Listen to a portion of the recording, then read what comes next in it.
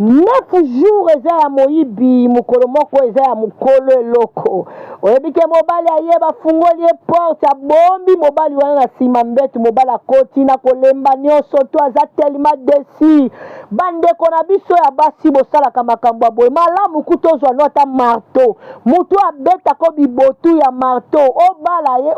acha yo na ndaku ke ozwa muninga azonyokwa mapona yo ozo faire souffrir motema o eza ko faire souffrir motema